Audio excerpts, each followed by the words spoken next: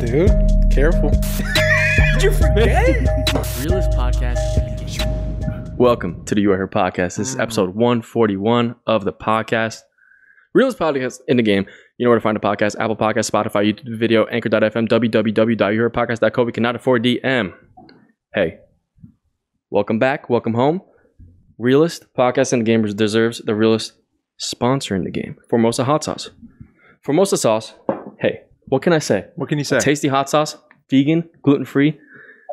Tastier than any sauce I've had. All right. I'm a big hot sauce connoisseur, and I'm not going to back something I don't love. It's a family recipe, and it's super tasty. What else do you need? Realest podcast in the game. You can't lie.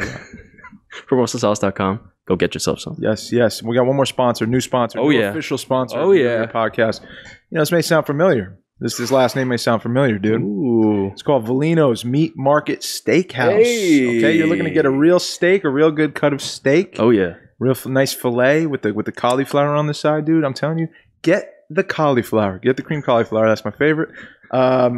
It's over in Wayne, New Jersey, Berdan Ave. Call, get yourself a reservation. It's the family restaurant. Go check it out. Beautiful.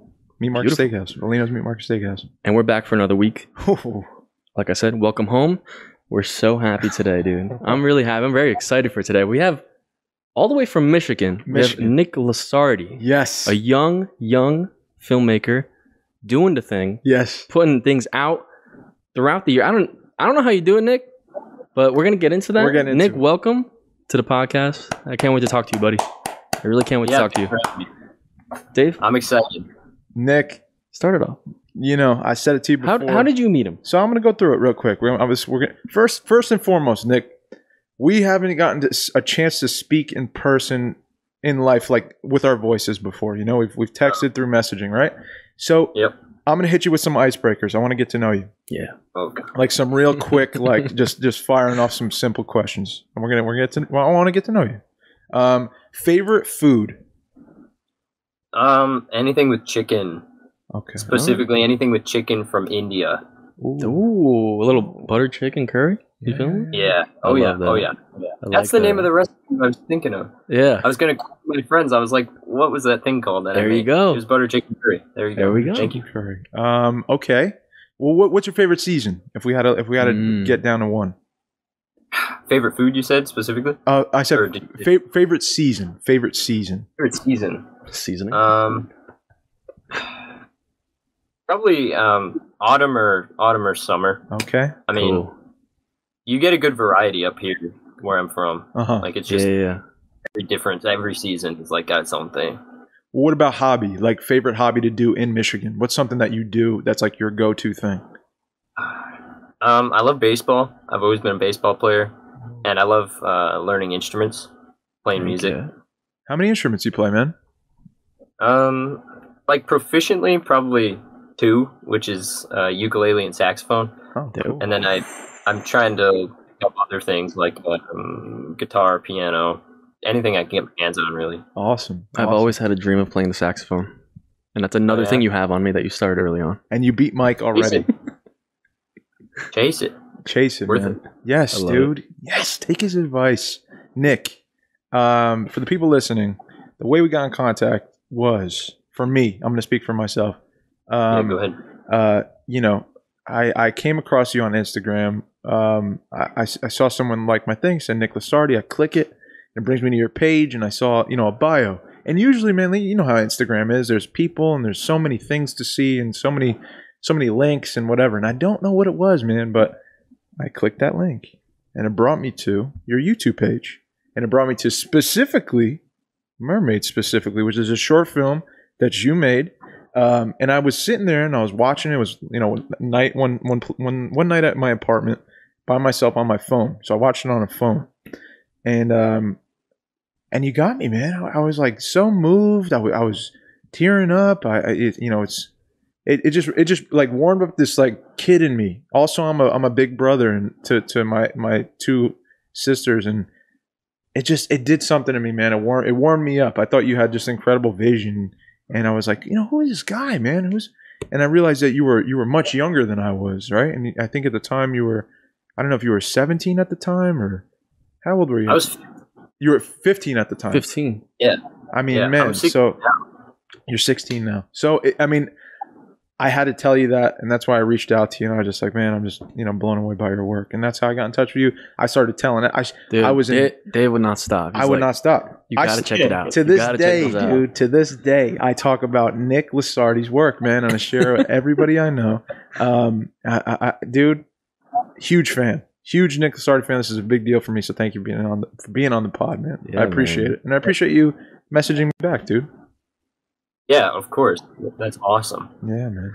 One thing I really love is just like from you bringing it. Like, you came here before one of the podcasts we recorded, and we watched he showed me mermaids, and I'm like watching. I'm like, this is insane. And then you mentioned that he's 15, and I was like, I just like, I want to get into is like how, because I remember when I was 15.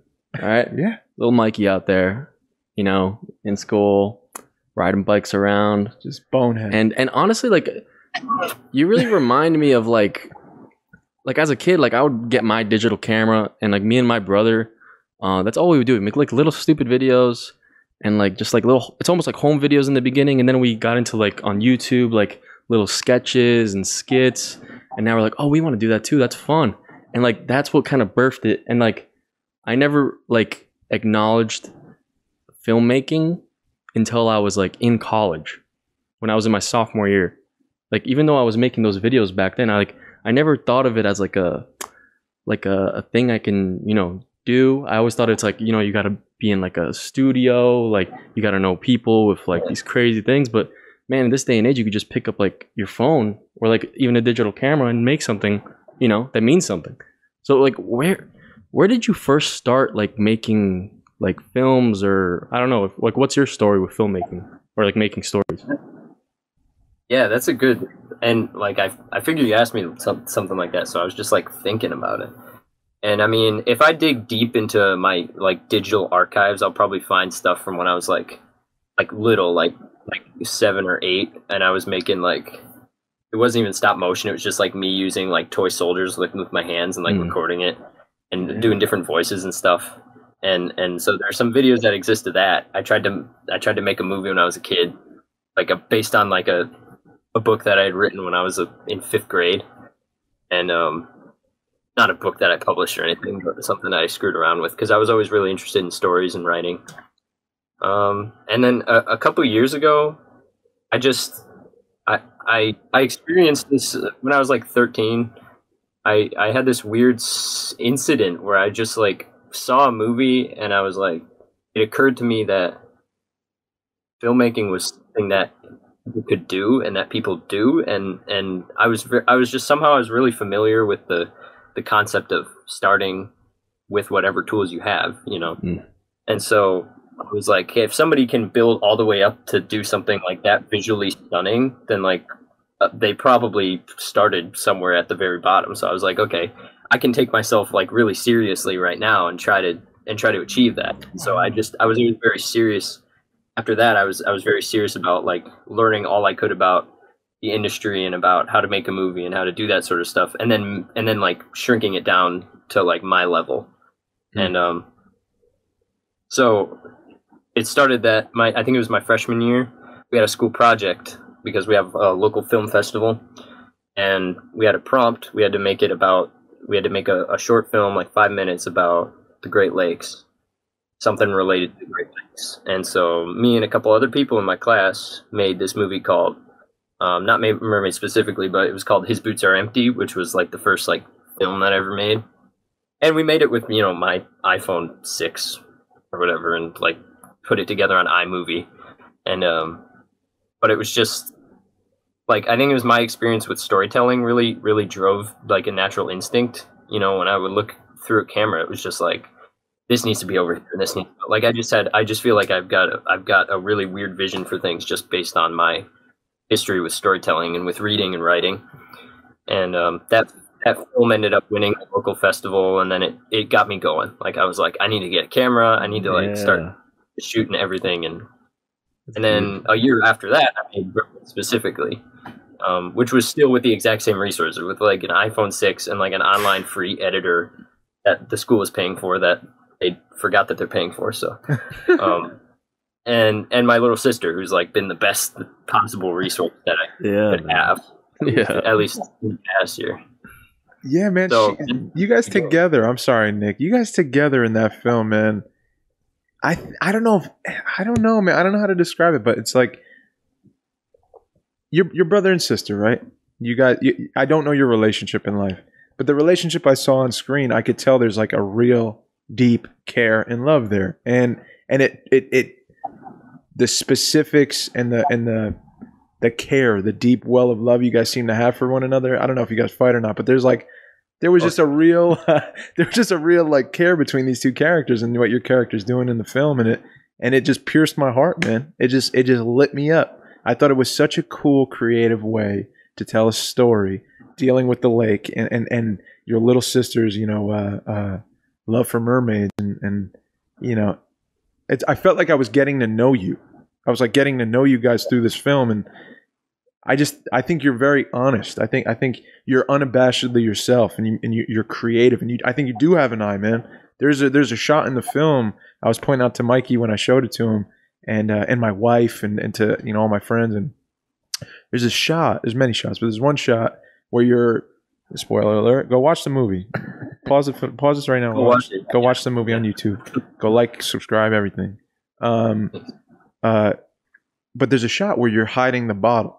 And you're hiding the bottle in this wide view on the coast, right? You're putting it back in the ocean, and in the foreground are these like weeds, right? I don't know what vegetation's on the beach there, but there's these leaves, and the camera's placed behind it, and we're seeing you through the weeds. And I'm like, that's a good instinct. That's we're not supposed to be seeing this, man. And it's just so cool that you were 15 at the time, and you had this vision, dude. I just think you're going to be like the biggest director ever. Yeah. Thanks, man. I do, man. I do. I really do. And your sister's great. I think your sister's an incredible actress. Yeah. I think she's fantastic. Fan of hers as well. Yeah. Yeah. Yeah. And together, I love, like, I don't know. Like, when I was young, like, me and my brother, I was like, this is the, in the family, you know what I mean? I think of the Safdie brothers. Yeah. I'm like, that's the, you know what I mean? Yeah. Just having that connection is so cool, and doing something like that. Yeah, it's real. It's genuine. You can't fabricate it with someone else. Yeah, It can't be as genuine as what you guys have. So I think you use what you have very well, very effectively at an age where like no one's doing it. Yep. I mean, I don't know anyone doing it like you, man. No, I really don't either. don't. We for sure weren't. I definitely was. We for sure weren't. Yeah, yeah. Like I think things are realizing really like this is going to be the love in the Sardi episode. We love Nick Lasardi. We love Nick Lasardi episode. Yes. All right.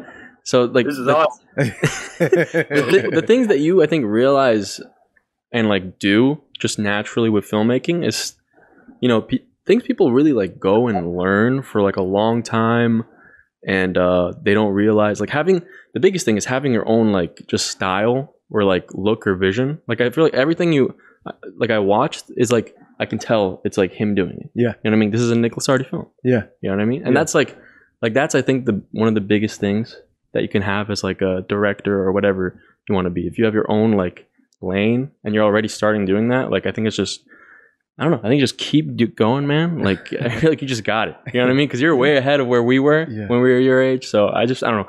I find it super inspiring to me. Incredibly inspiring. You know what I mean? Yeah. And it made me want to like make stuff again because I haven't been doing stuff in a while. Yeah. Yeah. So I just want to tell you that.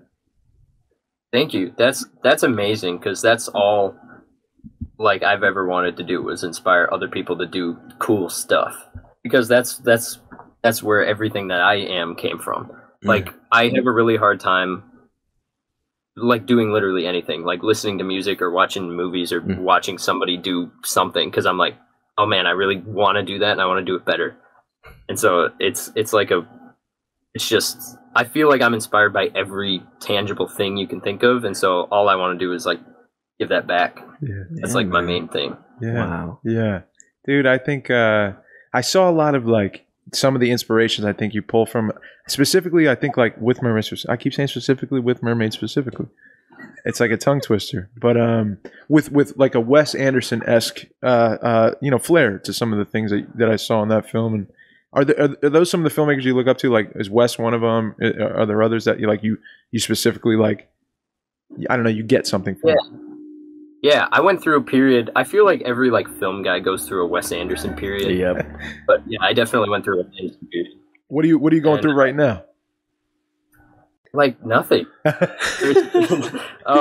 There's always weird phasing that goes on with my interests. Like it's like for this amount of time I'll be extremely interested in making movies and I'll just be obsessed with it, and then I'll go like 4 months without seeing a movie. And I spent like, this summer I spent a lot of time away from internet stuff. I was up like working out of town, and so I was down. I guess my inspiration, like my period right now is just like life, because there's just so much going on in life right now that I've been caught up in it, and it's been really, there's just been like crazy stuff. You guys remember when you're 16? Oh yeah. Sort of Oh yeah. Oh yeah. Yeah, there's just a lot going on. So like, the movies can be escapism, but also there's so much weird stuff in life, and I love thinking about my friends and my family and the places I go to as not necessarily just as characters, but as like just studying. I love sociology, and that I think drives a lot of my interest in character and in character development. And so this was a really weird answer to your question. Not at all. But anyway, no, I can't even remember the last time I saw a movie that wasn't one that I've seen before. Wow. But, wow. Man, I was really into like the guy who made The Conformist in 1970, the Italian guy. I think his name was Bernaducci. I don't remember his name. Dang, that's such a crazy. He was crazy. No, sorry, my bad. I'm blown away, man. Yeah. You know what? I think his brain is just like so. He's like, I need this right now, and I'm gonna pull that and make my own thing, and then I'm gonna do this my way. You know what I mean? I think too, man. You're inspired by. You're saying I'm inspired by life. I'm inspired. You're an artist. I think that's just who you are. You were cut from a cloth of artists. Are your family in the arts? Are your family involved in the arts at all? My mom was a teacher, and my dad is an archaeologist. So not really. Yeah. Wow. Yeah. Well, I mean, let me tell you this, Nick. Like when I spoke to your father, a couple months ago there on a Zoom call, and he explained that he was I thought a marine archaeologist, right? Like he works with the lake and goes and dives and stuff. Now my mother and father, my mother's a beautician, like she cut hair for a living. My father was he makes teeth, and now he runs a restaurant. But like, there's like zero cool stuff to write about, right? Like just a mom that does hair. Cool stuff to write about. Well, you're right. But I guess what I'm trying to say is like, when I heard that about your father, I said, "Oh man, that's a really cool job to have." It seems like from the outside looking in, that's a really like cool thing to be like. My dad's a marine archaeologist, or whatever the term is. And I just was thinking, like, what influenced this young man to be such an artist? Was there something in his family line? Or is it just you were born this way? This is something that through your genetic code or God or whatever you want to believe, this is what you're meant to do, and that's just who you are. It's your interest. It's just something I'm thinking about. Yeah, I sound crazy, man. Nick, I'm sorry. I sound like the craziest guy in the world because I'm the biggest Nick Lasardi fan, man. And I'm not even blowing smoke. Like, I really mean that. I really mean that. So, dude, Nick, me and my wife were crying watching Mermaid specifically when I showed it to her the first time. I mean, we just believe in you so much. There's moments where I'll be speaking to my business partner, Adam, who we're made a production company together. And I'm like, what? We go through hard times. We've been working on a script and trying to make our first feature film. And we'll say, why are we doing this, man? Why are we doing this? We hit it like a crossroad. Why do we keep going? And I say, because we believe in a young man like Nick Lasardi in Michigan who may have trouble with his first feature, and we could give him all the money he needs to make it, without any intrusion or any of the stuff we're going through. Like, I don't know. I'm going to stop doing this now. I'm going to cut myself off for the rest of the podcast. I'm probably making you really uncomfortable, but I'm just being honest with you, man. Gosh, okay. I mean, Nick, because I want to talk about confidence with you. I was a very insecure, scared young man at 15, 16. And I think that's why I look at what you do in your age, at your age right now. And I'm like in awe, man. I'm blown away because I couldn't tell the girl I liked her. I I couldn't express. Well, that's okay. I think that's okay. Yeah, man. Yeah, you're young, That's man. normal. But like in terms of like being myself at school, I don't think I ever was really myself. I didn't know who I was, to be honest. But I think I never really followed instincts and acted on them. And let's just focus on film, man. You're doing that. You're doing that right now. You're following instincts. You're through your instruments. You're telling Mikey to go chase the saxophone. You know that's a strong instinct, man. You follow those things. You have interest in and you explore them in life at a young age. So I'm just wondering, do you feel like you're a confident young man? Is that something you've always felt, or you feel like you struggle with that at this age? It's not something that I always felt. Like, I think I can answer that straight up. Right, like right now, I'd say like I'm decently confident. Like I've always been a pretty good public speaker, and I've done pretty big presentations for different things and that sort of thing. But that's all like kind of recent memory. But I will say, like, if I go back, I wouldn't say I was like a confident. I don't know if confidence is the word, but I was like, I really didn't care what other people thought. When I was a kid, like every kid is weird, but I was a pretty weird kid, and I just kind of just rolled with it. Like my entire child, if you don't mind me going off. No, yeah, please go. Stories. When I was little, I was really into baseball. Baseball was my entire personality up through like middle school, and I think that's part of where my desire to tell stories came from, because baseball is a really kind of it's like a storytelling game. I don't know if you guys are like baseball fans, but it's all about stories, and I know a lot of sports are like that, but baseball just kind of hit me like that. And when I was a kid, like my whole life was I was like living in this world where I was playing for the New York Yankees, and I was out like every single day out, and we live in the woods, and so there's just a lot of space, and there's not a lot of people to come by and judge you. You know, and so I was like out every day, like playing baseball games against myself or with my dad, like as a Yankees guy, and like developed this whole story based around like who I was, and I was like this like old dude who had like all this life experience, and like it was just like a whole story, and I was well aware that it was a story, but I totally lived it for years. Like it was just like this cool, I guess, fantasy that I had, and like it was just what I was into. And so that, you know, it like nothing would keep me from going out and like being a part of that story. So like I would up until I was like even like 14, I was like wearing like full Yankee uniform and like going out and like playing in my yard, and I would be, you know, raking my field and pretending I was a groundskeeper. And it's not a baseball field out there. It's like a sand pit that's like, pitcher's mound is like 30 feet away from home plate, and it's like, but I made it as makeshift as I could. I put up like a giant like chain link fence and stuff, and like I put up like, it was basically a set. Now that I think about it now, it was kind of like building a set, and then I would act it out. Like I would just act out stuff on it, and I didn't even think twice about people seeing me or wondering what the hell I was doing. Like I was just kind of doing it, and I did that for a long time, and I did that sort of thing just all the time. And there's a funny picture that my mom loves that's of me when I was like probably 7 or 8. I'm gonna keep saying 7 or 8, but I was dressed up in like a wetsuit, like a dive wetsuit with Batman gloves and like Spider-Man mask, and like I don't even remember what I was like thinking I was doing, but I was just like going around like that. Like that was just like my getup, and it was all about just like what I was doing. I didn't really think about how I was fitting into like how people would look at me in Walmart or anything, or you know, when I was a little kid, I wore a cow costume everywhere. Like I don't know, I was just into the story, and I didn't really. I guess you can call that confidence, or you can call that just, I don't know, but it sort of grew into what it is now, which is just the ability to talk to people and go on podcasts and that sort of thing. Yeah, man. Has this happened for you before? Has someone DM'd you out of the blue and said like, "Hey, man, you got a new fan and come do my podcast"? No. Okay. This is the first. Okay, cool. We did it. I'm glad. We did it. Yeah, you guys got me. Got you early. That's so. I feel like we talked about this either last podcast or another one about just like, I don't know if Nick hears it a lot because, you know, he's younger than us, but like that idea of like being like a kid at heart, You know what I Oh, mean? yeah. I feel like that's something that I feel like when I was when I got into high school, you know what I mean? I could feel it kind of leaving me in a way. Mhm. You know, that's one thing I noticed. But like, I feel like with him is just like still that, like, I feel like some people just, that's their essence. You know what I mean? Yep.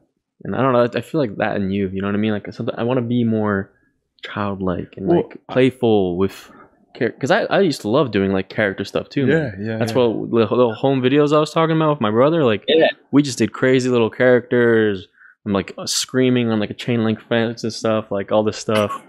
I loved it, man. Yeah, man. Yeah, the child at heart quality. I mean, you're at an age right now, dude, where I think it's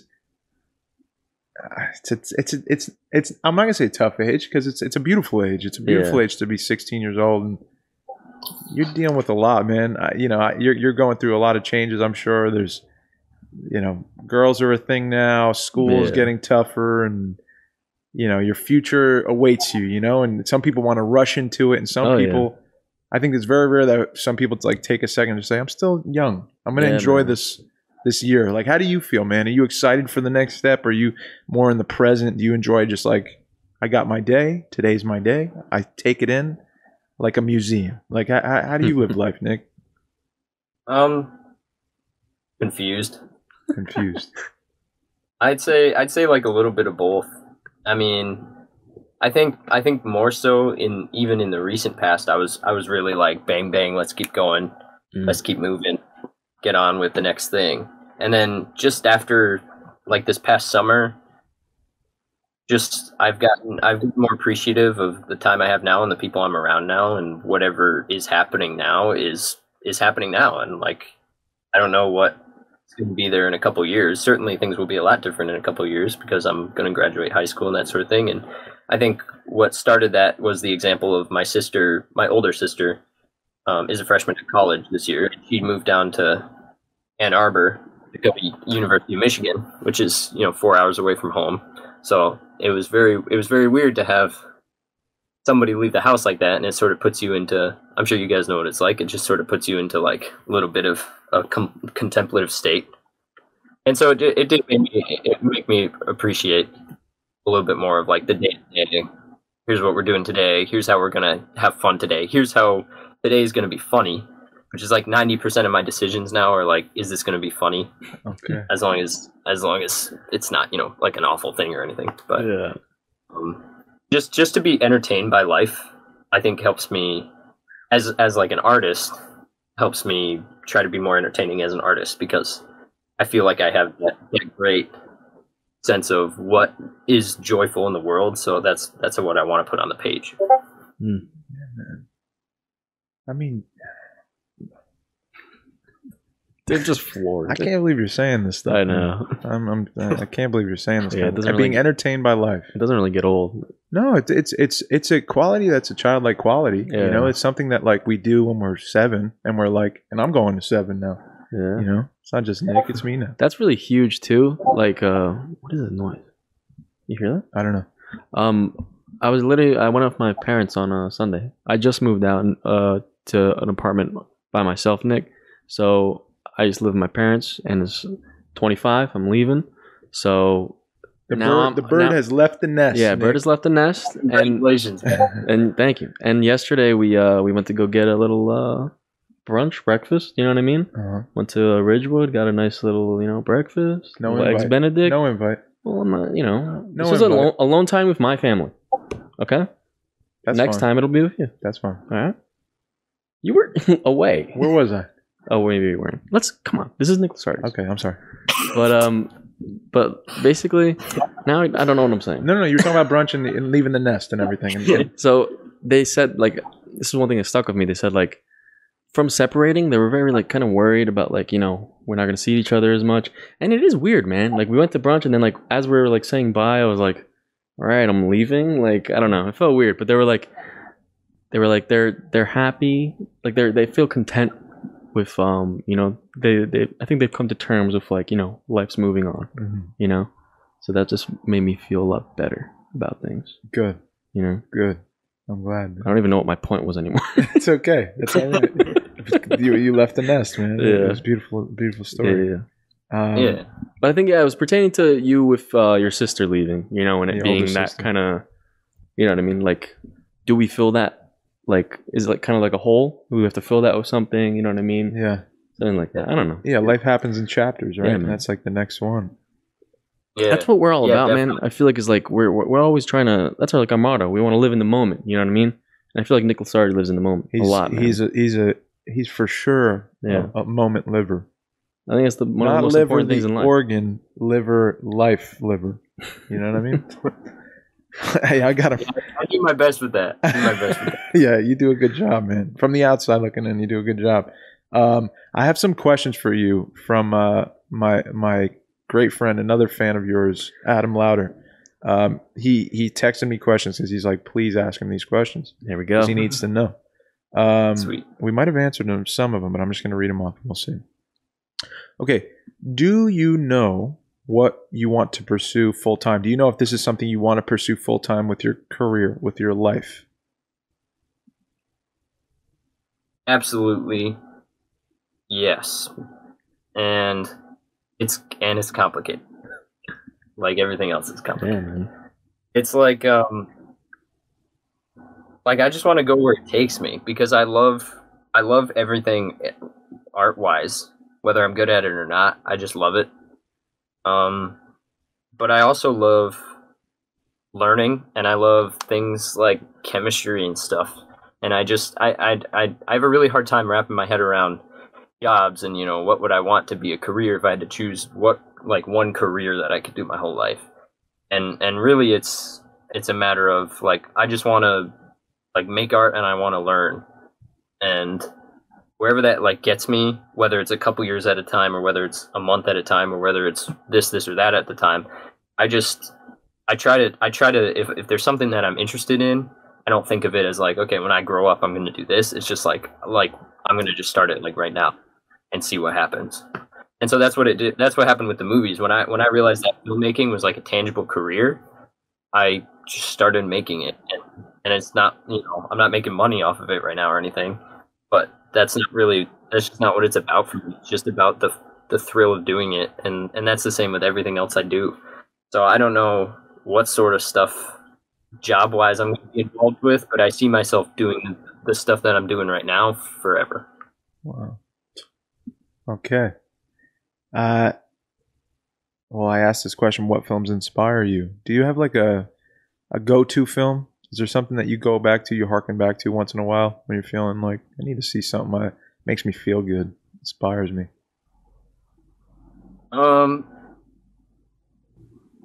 My Girl. Oh. I feel like that's a kind of a weird choice, but I really like that. That's like a movie that I'll watch to feel good. But I also love Moneyball. Oh my. Great movie. Dude, Nick, we're best friends, man. I don't know if you'll agree to that, but me and you are best friends from now on, and that's that. And all of his friends back in Michigan, sorry, but we're best friends. We're best friends now. Sweet. Great choices. Great choices. What about life are you trying to capture with camera and sound? What are you trying to capture about life? It just depends. It's sometimes I want to have something that's just fun and that makes people feel good, like Mermaid specifically. And sometimes I'm just trying to just get a reaction. Like, it's kind of a new thing for me to really think about what I'm trying to capture. Because a lot of the times when I was making a story, it would just be, I wouldn't meta think it. It was just like, this is what the story's going to be, and then whatever effect it had on people, it would have. And so, if I really break it down, I think it's just trying to make people feel either really good or something like. Oh, you're making me think now. I want people to experience good and bad with like emotion wise, because the only way to appreciate the good is to experience the bad. Mm. So when I made something like His Boots Are Empty, that was that was just sad. And I remember it was, I don't know if you guys, if you If I assume you have. It's the one where the very first one I made. The girl who's played by my little sister. She's like looking for her father, who's crashed in an airplane out in the lake. I haven't seen this yet. I don't think we watched it. I can't Okay, believe yeah. it. I can't That's believe the first one. That's like the rawest, grossest, most hissing sounding audio thing on my YouTube channel. We'll be back. But yeah. But anyway, it was just sad, and it had kind of a sad ending. It was just kind of a bummer. And I remember showing it to my teacher, because this was the one that me and my friends made for class. And my teacher was like, I don't know if we want to submit this to this local film festival, because it's just like, are people going to be expecting it? Because they just weren't expecting something that would bring about such a reaction from in the past. And so eventually we did submit it, and it made people cry, and it made people really upset. But people loved it. And so that was my first, like, why would people love something that made them really upset? Like, I told a story without really thinking about it. I told a sad story, and people reacted to it in a way that they were sad about it, but they still loved it. And I was like, why is that a thing? And it just made me start thinking more about how emotion is. Like I said, you got to experience the good to appreciate the bad, and maybe it's just as simple as that. I guess it may be just as simple as that. Yeah. What town are you in? Where do you come from, Nick? What town is that? I'm in Alpena, Michigan, born and raised, which is here. And Michigan is great because you can show it on your hand. I don't know if you guys can see that, right? The lakes, dude. No, it's northern Michigan, like the top of the Lower Peninsula, about 4.5 hours drive from Detroit. Okay. About 9 hours from Chicago. Woods town on the lake, on Lake Huron. Yeah, on Lake Huron. And in a lot of your films we see, you use the lake, and it's like a bike ride away from you. Like, how far is that? The lake is about 100 feet that way. Wow. It's a great spot, man. How has that shaped you, the place that you're from? Yeah. I mean, I saw a rooster in Mermaid specifically crowing. I see farm life. I see woods. I see beaches. How's that shaped you, man? It's like the one thing that it's shaped me a lot, but it's like the one thing that feels the most confining sometimes. Because I go out and I make a thing, and I'm like, great, I'm in the same woods with the same lake. Like, sometimes it takes some more creative thought, because I come from a really small town, not a lot of people, a lot of trees, and then the lake. And so it's a really beautiful, quiet place. And I think that led to me. And I was talking about when I was growing up, just in the woods, because not only am I in kind of an isolated town, I'm also in an isolated neighborhood. And so just growing up without a lot of people, just, I don't know, it created a weird sense of being involved with nature and really appreciating like interactions with people, because you don't have many of them. If that makes sense. Yeah. And the lake was a big deal, because the reason my family's here in the first place is this was this area out in Lake Huron, Thunder Bay, off of Alpena, was a big area for commercial shipping way back in the day, back in like the 1870s through the early 1900s. And ships were going down like crazy because the weather's infamously bad here. And there are tons of ships crossing through, and we've got a big history of shipwrecks out there. And so there's literally hundreds of shipwrecks out there. Wow. And my dad is an archaeologist. He's employed by a museum that's here, that it's a national marine sanctuary, and they document shipwrecks and they study those things. And so I grew up around stories of shipwrecks and lighthouses and isolation in the winter, and just kind of unique stories that bring about just weird characters and that sort of thing. And that first movie I made involving an airplane crash, like, I would have never thought of that if it wasn't for living here where there are crashed airplanes, and my dad is somebody who studies crashed airplanes and that sort of thing. And so as much as I don't think about how this place shaped me, it totally, like, it could only have like 100% shaped the sort of stories that I tell. Yeah, man. Yeah, I think that's something else that I gravitated towards with your stuff, man. Is I'm from a suburb in New Jersey, and it's one of the most populated places on planet Earth. It's a small town, but still, houses next to houses next to houses, and not a lot of surface area, not a lot of living space. But when I see what you put on the screen, it's a different life. It's a different way of living. That's enticing to me. We watched just before this. It was a march in Michigan. Yeah. Right. And it's just some really cool edited footage. It looked like Super 8 almost of you riding your bike around, or first person view of someone riding their bike around and what seems like a boy. And I was getting nostalgic, and I was like, my imagination's running, and what is life like up there? What is it like? How is it different? And you had the song playing behind, and it like moved me. It was really cool to see. Yeah, dude. So it's definitely shaped you for sure. I mean, just like this place has shaped me and Mike. Yeah. I mean, I really I can really relate to, I think, Nick's, because I grew up in a town called Ringwood. It's like northern New Jersey.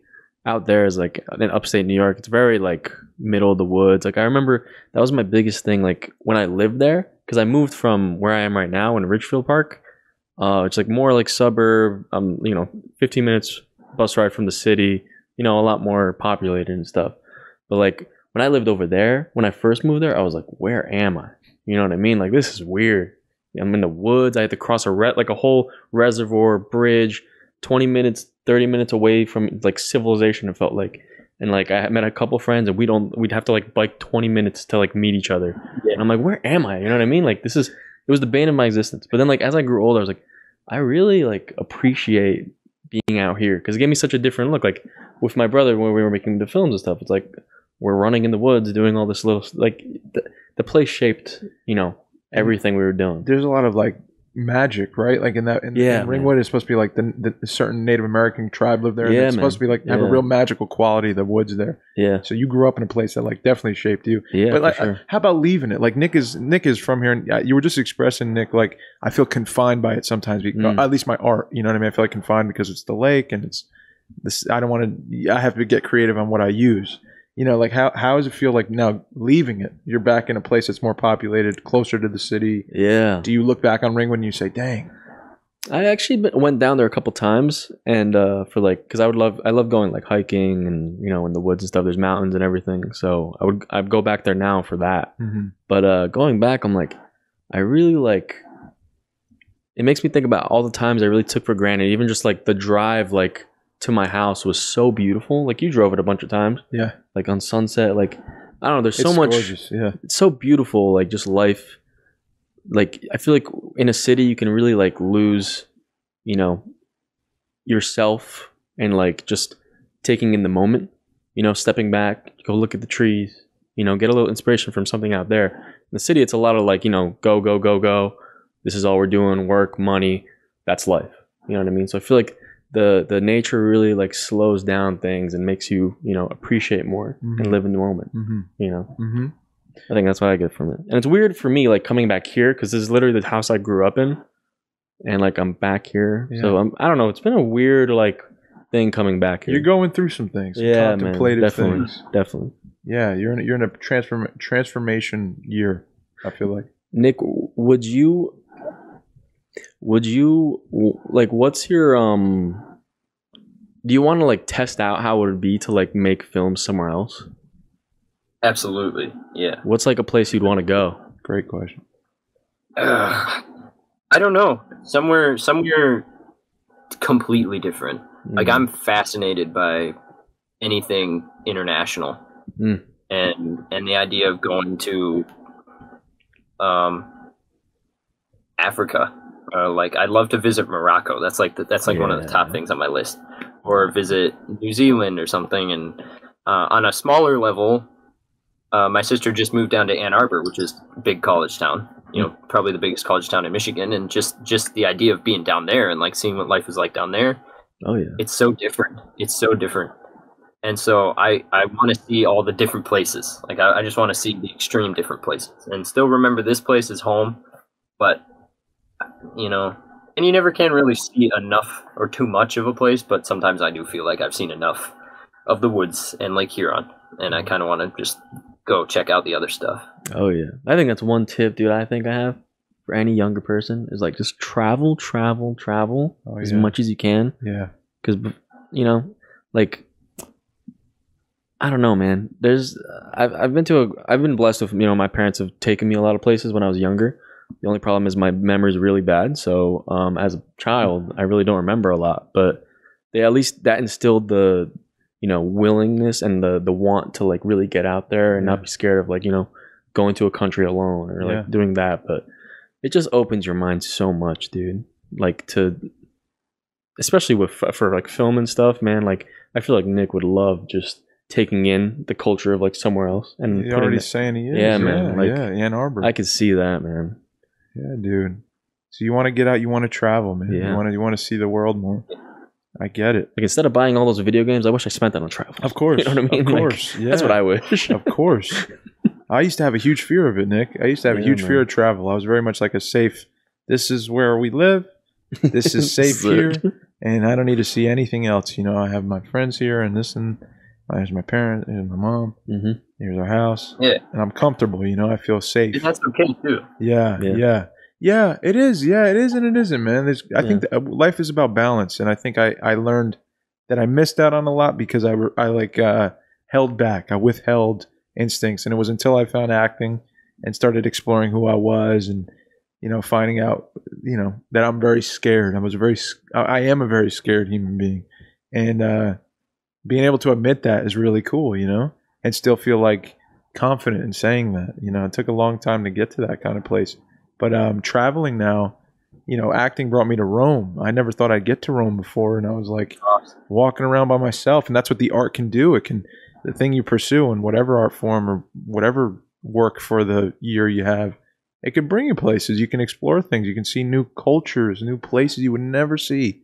And the world becomes much bigger, much more. Your imagination kicks in more. You feel more childlike. You feel more excited about your passions, your art, your loves, your whatever.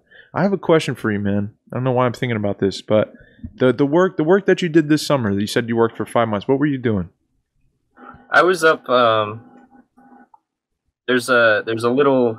are like rustic inns all over the place in this part of the country, and so I went. A friend is a kid of the owners at this little, like, they call it a resort, but really it's an old inn with like a big long porch and like 30 rooms on a porch and then like 18 cabins that you can rent out. And so I went up there and I stayed there. It's about half an hour, probably about 45 minutes north of Alpena. And I lived on this giant long porch and washed dishes at this and moved firewood at this like inn for the summer. And it was crazy because for a lot of reasons, but that I think some of the main reasons were that it was the sort of place that like old city people would come to, because they probably, like, I was fascinated by the characters who came there, because you'd have people who grew up in a place like Alpena and then moved on with life and went into cities and now live in busy places like Flint or Ann Arbor or Detroit, and they're coming back for a weekend to live in the woods and like get the experience of what that's like. And that was really fascinating to me, because I was still trying to wrap my head around it. It was like, because I've grown up in the woods and I'm so used to it by now, and like I just said, I'm kind of sick of it. And so I was wrapping my head around wanting to escape back into it. And then you also had outlying characters, like just people from like Australia, musicians from Australia, or like people from New York, or people from, those are different places, but people, just people from all over. And I loved being around people, and people, just everyday interactions with lots of different people. It was the only place I could think of where I would find so many people in one spot up here. And, because you had about 100-something people staying at this inn a week, and they'd stay a week and then they leave, and I would still be there. And so it was just like a cycle. It was really interesting. It was just, as soon as the idea was presented to me to work up there, I instantly wanted to do it, because it was either that or like sitting around my house for another summer. And I totally wanted to go after that. So it was a very weird experience, and very eye-opening in a lot of strange ways. Gotcha. What was something I was gonna say? What was something that you explained a lot of things just there that you took away, but like, what's something you left with and learned that you didn't have before you did this? That's a really good question, and I'm still really reflecting on this period because I just finished, like, my last day there was yesterday. I was working the weekends up there, and I was thinking about it, and it was a very weird place. You know, I'm sure you guys have experienced some places where you go and you're just like, this is the weirdest, most unreal. Just like some weird stuff happens all the time, and it just feels like it's like a weirdly magical place, but also a very real place. I don't know how to really describe that. You just kind of have to experience it. Yeah. But one thing that I really took away from was I met some cool people that I was working with.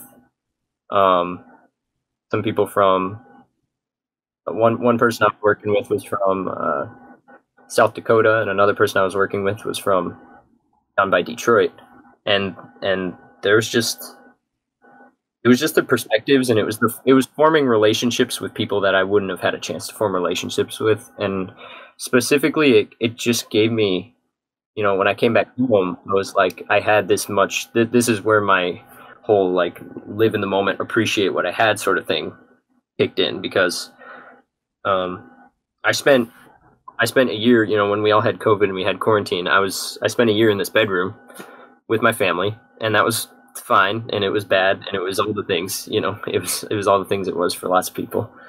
And so last summer I wanted something completely different. Like, I was so sick of Alpena, and I was so sick of my family, I was so sick of my house. And so I wanted something completely new. So I went and did and worked and lived most of the summer up in this inn. And when I came home, I was like, this place is awesome. Like I love Alpena, and I love my house, and I love my bedroom. And it was just I knew that was going to happen too. I was like, I need to get away so that I can appreciate it, so I can come back and appreciate it. So now I'm thinking I don't really want to be in Alpena my whole life. So I've got, you know, a couple more years where I'm in high school here, so I'm gonna just live the heck out of it because I didn't really realize what I had until I took some time away from it. Wow. And I think that was the most important thing. Wow. I love that, man. Dude, that's so good of you to think about that. I just envy this young man so much, man. So jealous. I'm just jealous, but like also like just in awe of you, man. I think you have such a good head on your shoulders, dude. Yeah, man. You're so far ahead of where I feel like I was in my Me too. 16th year of life. Gosh, what's something that's funny to you? This is just a instinctual. I got to ask Nick Lasardi this before we get out of here. Question: What's humorous? What's humorous? Like in general? Yeah, something that makes you laugh. What makes you laugh? Like everything. I mean, I love awkwardness, and I love when things don't happen. We were learning about. I've got a college sociology class. We were learning about Garfinkel and one of our in his like studies on people and their reactions to things in everyday life. And one of our assignments was to go and like have an interaction with somebody, but like don't do what's expected of you. So, you know, just do something a little bit different and see what kind of reaction you get. And I was so excited because that's like what I do in everyday life, just sheerly for amusement purposes, because I get so tired of like, one thing I hate, you know, I don't really have a lot of pet peeves, but one of them is like when people are like, how was your day? Or how was school? Like on an everyday basis, like going through a routine and then getting in the car and like somebody's like, how was your day? Or how was school? And then you answer good. And then that's like the end of it. It's like, that wouldn't be interesting in a script. So why is it interesting? Like, why are we trying to seem like it's interesting in real life? And so I love things that just don't make sense, or things that are just really weirdly different, or interactions that are awkward, or when people don't know what's going on, or like confusion is just, and you know, like you still have to work through confusion and stuff, but It can be really funny. And I love appreciating the humor in things even while dealing with it. Like I can't really place a finger on it. Like everything is funny to me, honestly. Yeah, I get that. I get that. I get that for sure. Any great loves in your life? Any great loves? Say that again. Any great loves in your life? Is there any loves right now? Like any loves of a person, or love of a art form, or love of a you explain instruments. I heard ukuleles in there. I heard a few things this conversation. I was just wondering if there's any more we missed. I absolutely love, like, if I have to be specific, if I'm being specific about relationships, I love my sisters, and I love my parents, and I love my friends that I have here.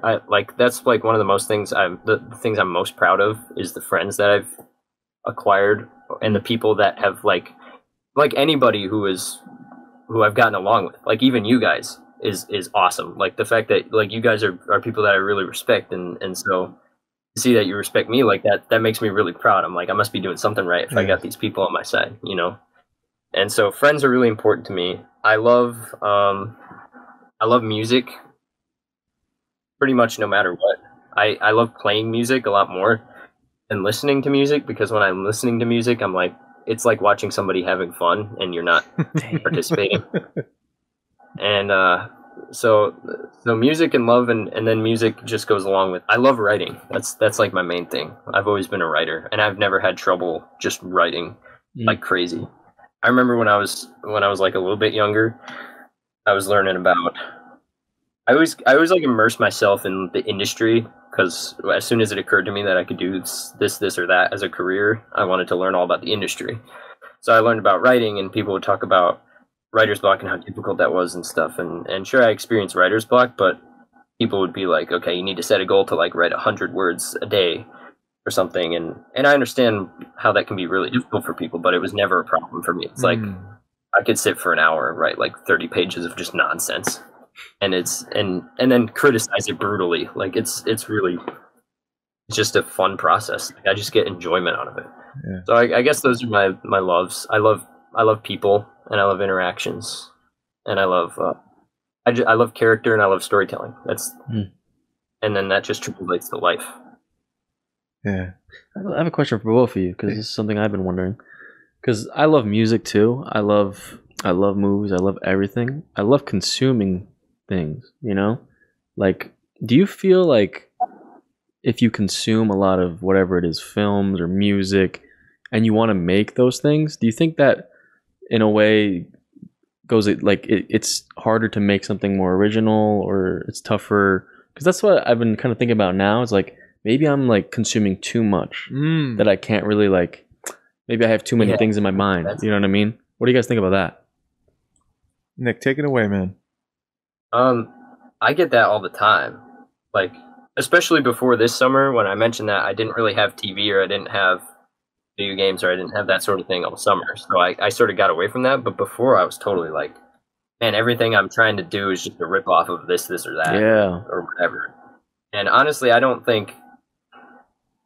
think consuming everything is actually the best possible option, because then because there's no such thing as total originality, like, especially not anymore. Yeah, not anymore. At least that's what I think, because I know everything because I'm 16. But I think by consuming everything you possibly can, you're getting so many different ideas that your mind's just going to go crazy with them.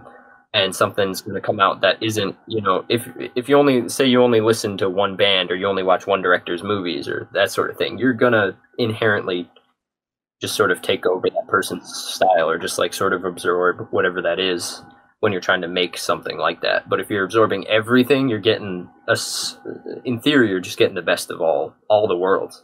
So I don't think there's such a thing as consuming too much. Maybe you have to be smart about what you're consuming, but like, if you truly love art and reading and watching movies and listening to music, like, you're just gonna do it. At least that's what I think. Like, it's just, you don't need to think too much about it. There we go, man. I love that, man. Yeah. What about you? I would say, I don't know, man. I like for just writing and acting, I'd say the things that I work hard on, creatively, like I can definitely inundate myself with too much, of one artist, of one writer, of one actor, and then, like Nick said, like, it's easy to become, super influenced, where you're writing scenes, or you're writing characters like someone you saw, or whatever. Everything is a bit of something else. An artist is inspired by another artist's work, and I think, but what I'll do is, like, I'll run the music to get to know who I am more, which will influence my acting. Get mind for the deepest, most specific thing about myself. And I use music for that. I use paintings for that.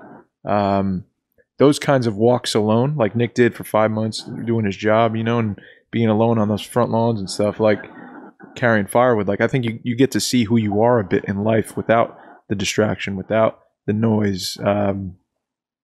You're influenced by nature is an art. Nature is a work of art, and you're influenced by that. That gets you're kind of finding out who you are through that process. And I think for the one thing, I go somewhere else for. I take a walk somewhere else and find out who I am a bit more. What are my impulses, my points of view on that painting? And that'll inform what I do here. I love that. That's my answer, dude. Beautiful. Yeah, that's awesome. Nick, you have any questions for us, man? And this is the first time we met. I just want to throw it back at you just in case.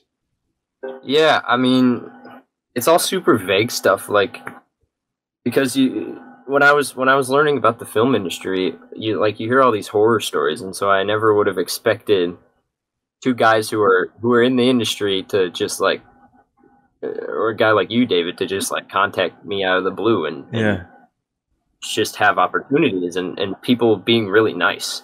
And what's weird is that there's a lot of like sensationalist kind of like stuff about the industry, it seems like.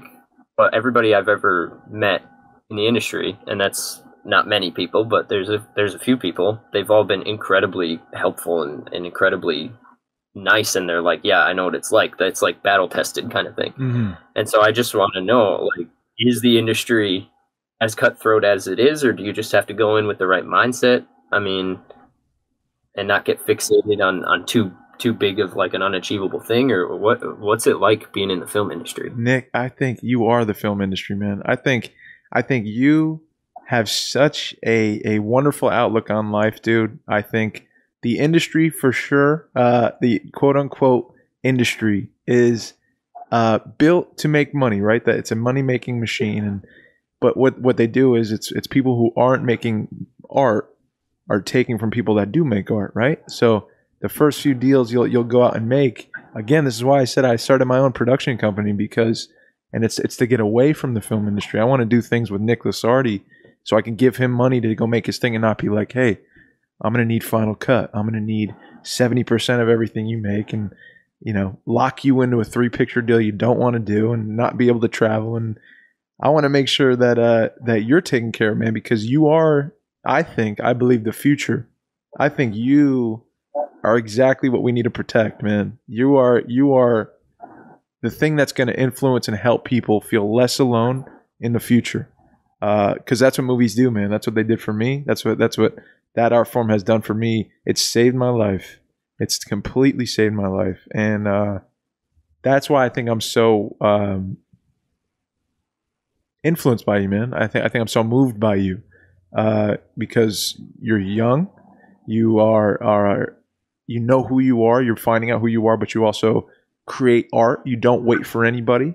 You use the resources you have, and you're moving people states away across the country. God knows who else. I don't know who else, but I think as far as you worrying about the industry, I think you shouldn't be worried at all, man. I think if someone's smart enough, I think I'm pretty smart for reaching out to you, man. But I think if someone else is smart enough, they're going to do the same thing. And, anytime you want to talk about anything, dude, I'm here. Anytime you want to discuss, like, a fork in the road and you don't know what to do, I'd be willing to talk to you. I don't know a ton, but I've been doing it for a while. But that's my advice, man, I guess, is you Nick, who knows? I don't know. Who knows what's going to happen next? You might write, the next thing you write might be a feature or a short, and it's picked up by Sundance, and then the next thing you make is the feature, and you're PTA in 2 years. You know what I mean? You're Paul Thomas Anderson. You're it could happen, man. It really could. I believe in him. But I think you keep doing what you're doing, man. Don't worry about the industry. That's my best piece of advice. You keep living life, man. You keep enjoying the moment. Keep experiencing life. Keep traveling. Keep enjoying what's in front of you, your family, your relationships. Trusting your impulses, bud.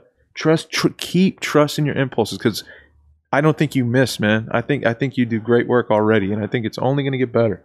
So don't worry about that industry, dude. This is a long-winded way of saying, don't worry about that industry. Don't worry about it. It'll come to you. Yeah, I was going to say all that too. But I think for sure, like, yeah, I was going to just put, like, just be yourself. And you're already doing all that stuff. So it's like, I think just keep doing what you're doing, man. I agree, man. 100%. Like, I was going to say, like, a lot of it's talking to people. But you already love people. You love talking to people. So it's like, I think there's something just keep doing it, man. There's just something consistency, we call, you know what I mean? And you got it, man. Like, for sure. There's something we call undeniable, Nick. That's what you want, man. Undeniable, bro. The world's going to come to you, man. The world's going to come to you in whatever art form you choose. You're unabashedly you, man. Yeah. And like, I feel like I think it's the most important thing in life. It's because for real, like, I'll be honest, man. I'm not like that. You know what I mean? And I'm still working on it. You know, we're not all cut from the same cloth. Yeah, it's hard to get to that point. And I'm so happy that you are. You know what I mean? I love that so much. Yeah. And I feel like, I don't know. I just keep doing you, man. That's all I got. We're fans. Yeah, man. You got 2 fans out here in Jersey, right? You got like 6. And we're always here for you, man. If you got to talk about anything, like always. Dave said. The You Are Here podcast family. You're a part of. You're part of Anytown Pictures. You're part of anything. Everything we got. Thank you. I really appreciate it. I appreciate you reaching out in the first place. Like, that's where it's got to start. Yeah, man. And that's super cool. Yeah, man. I'm glad I did, dude. I'm really glad I trusted that instinct. But anyone, I don't have anything else for Nick. I appreciate you doing this, brother. Is there anyone you want to shout out before we get out of here? Of course, my family, my mom and dad, and my little sister Elizabeth, and my older sister Eva. I love those guys. Shout out. Even though we have all of our family things, like, it doesn't matter. They're always going to be there. That's the consistent. And then all my friends at Alpena High School.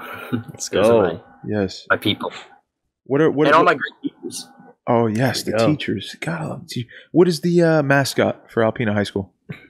Wildcats. Go Wildcats. Go Wildcats. That was my first soccer team, bro. Yes, go Wildcats. The Wanacue Wildcats. We love you, Alpena.